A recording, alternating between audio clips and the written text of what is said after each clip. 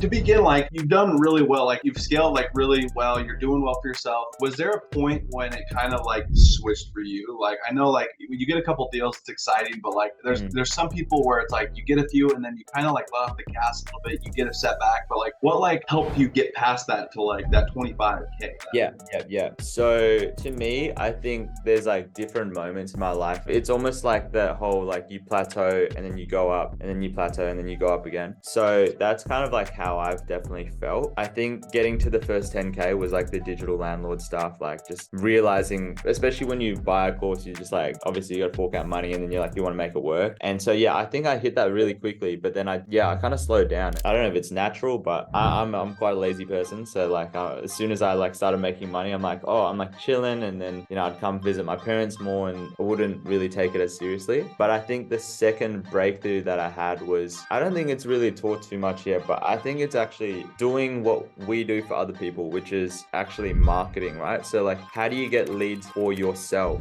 The reason why like every client that we have makes more money than us in terms of revenue, anywhere between 50 and 100K. And the reason why they're able to do that is because we keep sending them leads, and these leads are worth a lot of money, right? So in the same way, like what I've realized, especially last year, the thing that I've been focusing on is actually getting leads, people that want to come to me to get my services. But in order to do that, there's just so much in place. And so like first thing for me was actually recording testimonials, because it's exactly what I used to do for Nick. Yeah. So recording testimonials with my clients, basically showing other people I know what I'm doing, so that when someone comes in and doesn't know who I am, I'll give you a perfect example. This dude messaged me on Facebook saying like, I heard you guys are helping people get more work and stuff. And then he just like, yeah, I was like saying like, yeah, we do this, this, and this. And then I just sent him the website link, like like a landing page link with all the testimonials on it. He was like, oh yeah, sorry, just looking at the moment. He realized that you got to pay for something, right? It's not a free service. But literally, I think like 2-3 months later, I didn't even talk to him at all, didn't follow up. He messages me back and he's like, hey, I think I'm ready to go. And what happened was, I think he could see the testimonials growing, and then it's like the more you see, the more you're just like,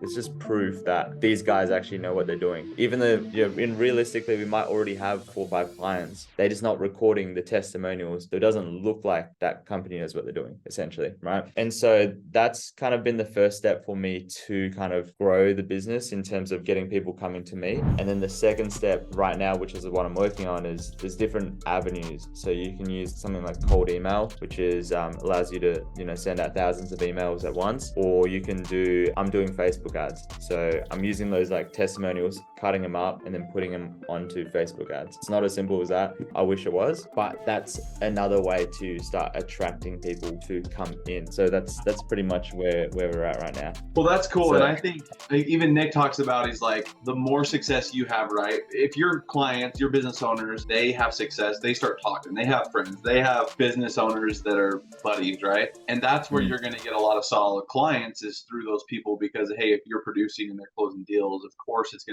feel like it's going to be easier for you to retain clients easier, right? Like my biggest thing is you'll get a client for a while and then it kind of like drops off a little bit, right? Like it's hard to like really solidify a really solid business owner. So I love the reason behind that and like how you're doing that, because I think a lot of us need to be asking for referrals, even with our business owners now. Like it's a good reminder to me, like, hey, like what buddies are looking to grow businesses? I don't care if it's concrete, but like and you could obviously look more into niches and whatever. But dude, that's a great idea. That's solid.